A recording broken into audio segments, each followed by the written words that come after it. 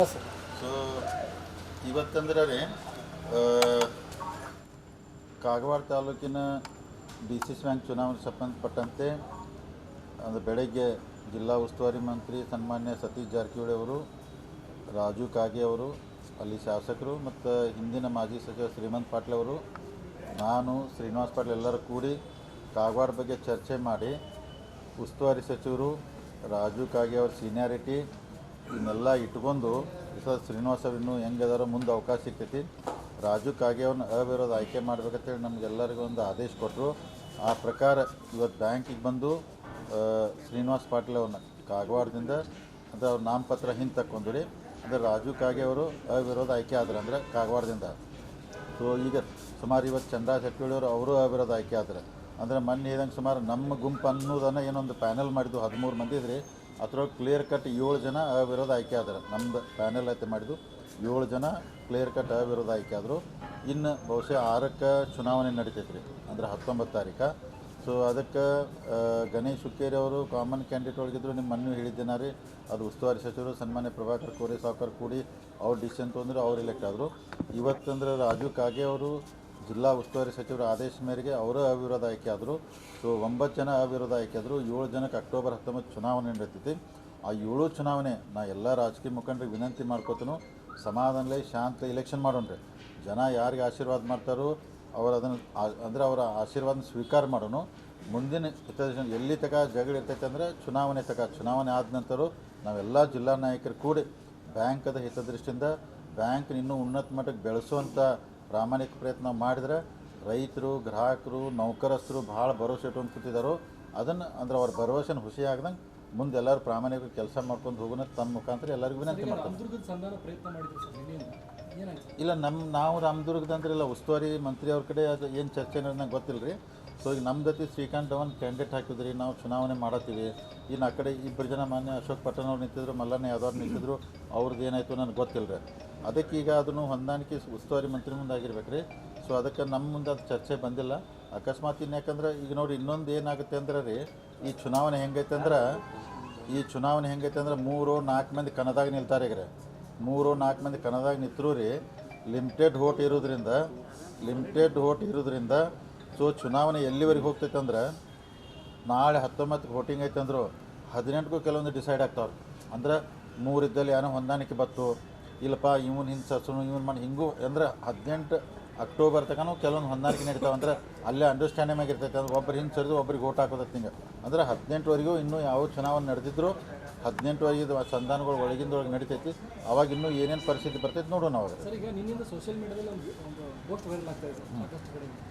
ಇತರೆ ಸ್ಥಾನವನ್ನು ಕುರುಬರ ಸಮುದಾಯಕ್ಕೆ ಕೊಡಬೇಕಿತ್ತು. ಈ ಸತಿ ಒಂದು ಪೋಸ್ಟ್ ಇದ್ದಂಗೆ ಮಾಡಿದರು. ಅಹಿಂದ ನಾಯಕರಿಗೆ ಒಂದು ನಿರ್ದೇಶಕ ಸ್ಥಾನ ಸಿಗಲಿಲ್ಲ ಅಂತ ಒಂದು ಚರ್ಚೆ ನಡೆದಿದೆ. ಈಗ ರೀ ಸೊ ಮೊದಲಿಂದ ಅಂದ್ರೆ ಏನೊಂದು ವಿವರ್ಸತೆಯಿಂದ ಒಂದು ಸೀಟ್ ಬರ್ತಿತ್ತಲ್ಲ ರೀ, ಹಿಂದಿನ ಅಧ್ಯಕ್ಷರು ಎಲ್ಲ ಕೂಡಿ ಎಲ್ಲ ಬರುವಂಥ ಸಮಾಜಗಳ ಸೀಟ್ನು ಬೋರ್ಡ್ ಮೀಟಿಂಗ್ ಇಟ್ಟರು, ಜನರಲ್ ಬಾಡಿ ಇಟ್ಟು ರದ್ದು ಮಾಡಿಬಿಟ್ರು. ಅವನು ಅಂದರೆ ತಾಲೂಕು ಒಂದೊಂದು ಮಾಡ್ರು. ಆವಾಗ ಅದು ಬರುವಂಥ ಸೀಟ್ ಹೋಯ್ತು. ಈಗ ಅದಕ್ಕೆ ನೀವು ಹೇಳಿದ್ದು ಭಾಳ ಕಡೆ ನಾವು ಚರ್ಚೆ ಮಾಡಿದೆವು ಉಸ್ತುವಾರಿ ಮಂತ್ರಿ ಅವರ. ಅಂದ್ರೆ ಹಾಲು ಮತ ಸಮುದಾಯದವ್ರಿಗೆ ಒಂದು ಸೀಟ್ ಖಾಯಂ ಇರ್ತಿತ್ತು. ಅವ್ನ ಹೆಂಗೆ ಅಕಾಮಿಡೇಷನ್ ಮಾಡ್ಬೇಕಂತೇಳಿ ಅವ್ರು 100ಕ್ಕೆ 100 ಅಕಾಮಿಡೇಷನ್ ಮಾಡ್ತೀವಿ. ಹೆಂಗೆ ಮಾಡ್ತೈತೆ ನಮ್ಗೆ ಬಿಡ್ರಿ. ಅವರು ಈ ಬೋರ್ಡಲ್ಲಿ ಒಬ್ರು ಬೋರ್ಡ್ ಆಫ್ ಡೈರೆಕ್ಟ್ರಾಗಿ ಇರ್ತಾರೆ. ಅವರು ಅಂದ್ರೆ ಈ ಇದರಲ್ಲಿ ಅವಕಾಶಗಳು ಇರ್ತಾರೆ. ಅದಕ್ಕೆ ಭಾಳೆಲ್ಲ ಹಾಲು ಮತ ಸಮಾಜದಿಂದ ನಾನು ಹೇಳಿದ್ದೇನೆ ರೀ, ಮನ್ಯವರು ಸಭೆ ಕರೆದಾಗ ಇಡೀ ಸಮಾಜ ಜನ ಬಂದಿರು, ನೀವು ಇಲೆಕ್ಟರ್ ಆಗೇ ಬರ್ತೀರಿ ಅಥವಾ ಯಾವುದೋ ರೂಪದಲ್ಲಿ ಬಂದು ನೀವೇನು ಇದೇನು ಬೋರ್ಡ್ ಇದೆ ಹೊಸ 5 ವರ್ಷ ಅದರಲ್ಲಿ ಹಾಲು ಮತ್ತು ಸಮಾಜದ್ದು ಒಂದು ಬೋರ್ಡ್ ಆಫ್ ಡೈರೆಕ್ಟರ್ ಇರ್ತಾರೋ ಅದಕ್ಕೆ ಅದೇನು ಪೋಸ್ಟಿಗೆ ಇದೆ ನಾನು ಉತ್ತರ. ಸರ್, ಈಗ ಸಾಕಷ್ಟು ಕುತೂಹಲ ಕೆರಳಿಸಿದಂತಹ ಈ ಒಂದು ನಿರ್ದೇಶಕ ಸ್ಥಾನ ಚುನಾವಣೆ 9 ಸ್ಥಾನ ಗೆಲ್ಲುವುದರ ಮೂಲಕ ಅಧಿಕಾರದ ಚುಕ್ಕಾನೆ ಹಿಡಿದಿದ್ದೀರಿ. ಸಾಕಷ್ಟು ತಂತ್ರ, ರಣತಂತ್ರ ಇವೆಲ್ಲವೂ ಕೂಡ ನಿಮ್ಮ ಹಿಂದುಗಡೆ ನಡೆದು ಸೊ ಫೈನಲಿ ಅಧಿಕಾರದ ಚುಕ್ಕಾನೆ ನೀವೇ ಹಿಡಿದಿರು ಅಂತ ಏನು ಹೇಳ್ತೀವಿ? ಅದೇನಿಲ್ಲ, ಜೂನ್ದಿಂದ ಅಂದ್ರೆ ಸತತವಾಗಿ 4 ತಿಂಗಳು ರೀ, ಜೂನ್ದಿಂದ ಇಲ್ಲಿವರೆಗೆ 4 ತಿಂಗಳು ನೀವು ನೋಡತ್ತೀರಿ. ಖಾನಾಪುರ ನಾವು ಪ್ರಚಾರ ಸ್ಟಾರ್ಟ್ ಮಾಡಿ ನಿಪ್ಪಾಣಿಗೆ ಎಂಡ್ ಮಾಡಿದವ್ರೆ. ಅಂದ್ರೆ ಪ್ರತಿ ತಾಲೂಕಿಗೆ ಹೋದವ್ರೆ ಎಲ್ಲರೂ ನಮ್ಗೆ ಅವಾಗ ಅಂದ್ರೆ ಇಷ್ಟು ಜಲ್ದಿ ಯಾಕೆ ನೀವು ಚುನಾವಣೆ ಮಾಡತ್ತೀರಿ ಅಂತೆಲ್ಲ ಕೇಳ್ರೆ. ಆದರೂ 4 ತಿಂಗಳಿಂದ ಎಲ್ಲರಿಗೂ ಹೋಗಿ ಸೊಸೈಟಿಗೆ ಭೇಟಿಯಾಗಿ ಎಲ್ಲರಿಗೂ ವಿನಂತಿ ಮಾಡಿ ಇಷ್ಟೆಲ್ಲ 4 ತಿಂಗಳು ಏನು ಎಫರ್ಟು ಪ್ರಯತ್ನ ಅದರ ಫಲ ಇದ್ದಾರೆ. ಅಂದರೆ ಎಲ್ಲ ಜಿಲ್ಲಾ ಎಲ್ಲ ಮುಖಂಡರು, ರೈತರು ಎಲ್ಲರೂ ಸಹಕಾರ ಕೊಟ್ಟದಕ್ಕೆ ಇದಾಗಿದೆ. ಅಂದರೆ ಅಂತಾರಲ್ಲ ಅಂದ್ರೆ ತಾಕತ್ ಜೋಡಣೆ से होता है तोड़ने से नहीं ಅಂತಾರಲ್ಲ ಅದಕ್ಕೆ ರೀ ಎಲ್ಲನೂ ಕೂಡ್ಸ್ಕೊಂಡು ಬಂದಿದ್ದಕ್ಕೆ ಅಂದ್ರೆ ಹಿಂಗಾಯ್ತಂದ್ರೆ ಏನ್ರಿ ಮತ್ತೆ ಬೆಳಗಾವಿ ಜಿಲ್ಲೆಯಲ್ಲಿ ಜಾರಕಿಹೊಳಿ ಬ್ರದರ್ಸ್ ಕಿಂಗ್ ಮೇಕರ್ ಆದ್ರು ಅನ್ನುವಂಥದ್ದು. ಇಲ್ಲ ಅಂದರೆ ನೋಡಿ ಈಗ ನಾ ಏನಿಲ್ಲ ಯಾವುದೇ ಒಂದು ಚುನಾವಣೆಯಲ್ಲಿ ಸೋಲೋದ್ರಿಂದ ಪ್ರಪಂಚ ಮುಳುಗೋದಿಲ್ಲ ರೀ ಅಥವಾ ಒಂದು ಚುನಾವಣೆ ಗೆಲ್ಲೋದ್ರಿಂದ ಏನು ಪ್ರಪಂಚ ಗೆಲ್ಲಕ್ಕಾಗಲ್ಲ. ಸೋಲು ಗೆಲುವು ಎಲ್ಲ ಇದ್ದೇ ಇರ್ತಾವ್ರೆ.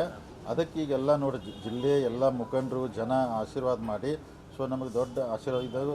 ಯಾಕೆ ನೀವೇ ಎಲ್ಲ ಮಾಧ್ಯಮ ಸ್ನೇಹಿತರು ಹೇಳ್ತೀರಿ, ಯಾಕಂದರೆ ಇದು ಡಿಸ್ಟಿಕ್ ಲೆವೆಲು ಸ್ಟೇಟ್ ಲೆವೆಲು ಚರ್ಚೆ ನಡೆದಂಥ ವಿಷಯ ಇದೆ. ಸೊ ಅಂದರೆ ಎಲ್ಲ ಜಿಲ್ಲಾ ಜನ ಎಲ್ಲ ಕಾರ್ಯಕರ್ತರು ಮುಖಂಡರು ನಮ್ಮಂದರೆ ನಮ್ಮ ಕುಟುಂಬಕ್ಕೂ ಅಥವಾ ನಮ್ಮ ಬೆಂಬಲಿಗೆಲ್ಲ ಆಶೀರ್ವಾದ ಮಾಡಿದರು. ಇದು ಒಳ್ಳೆ ಬೆಳವಣಿಗೆ. ಮುಂದೆ ಇದು ನಿನ್ಗೆ ಮೇಂಟೈನ್ ಮಾಡ್ಕೊಂಡು ಯಾರಿಗೆ ಸಮಸ್ಯೆ ಬಂದಂಗೆ ನೋಡ್ಕೊಂಡು ಹೋಗ್ತೀವಿ. ಈಗ ಘಟನೆಯಲ್ಲಿ ನಿರ್ದೇಶಕರು ಕೆಲವರು ಬಣ ಚೇಂಜ್ ಮಾಡ್ತಾರೆ ಅಂತಕ್ಕಂಥ ಒಂದು ಚರ್ಚೆ ಇದೆ ಸರ್.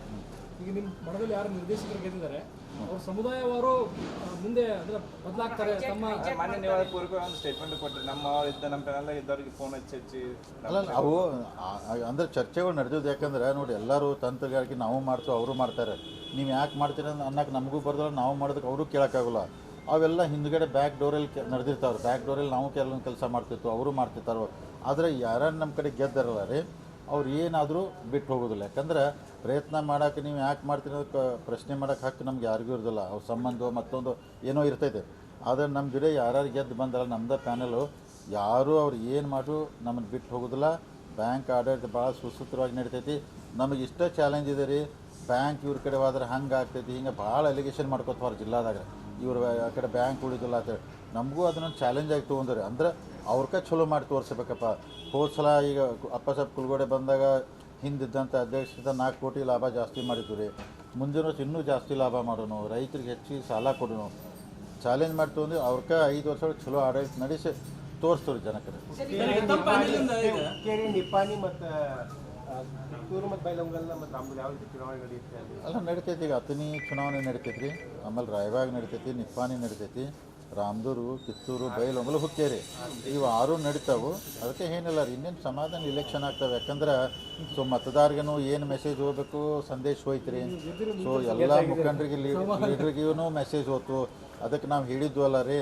ಸೊ ನಾವು 12 ಸೀಟ್ ಗೆಲ್ಕೊಂಡು ಬಹುಮತ ಮಾಡಿ ಒಳ್ಳೆ ಆಡಳಿತ ನಡೆಸ್ಕೊಂತೇಳಿ ನಾವು ಎಲ್ಲ ಈಗ ಯಾರ ಮ್ಯಾಗ ಜಿದ್ದ ಮಾಡೋದಿಲ್ಲ, ಯಾರಿಗೆ ದ್ವೇಷ ಮಾಡೋದಿಲ್ಲ, ಯಾರಿಗೆ ಕೆಟ್ಟದ್ದು ಬಯಸೋದಿಲ್ಲ.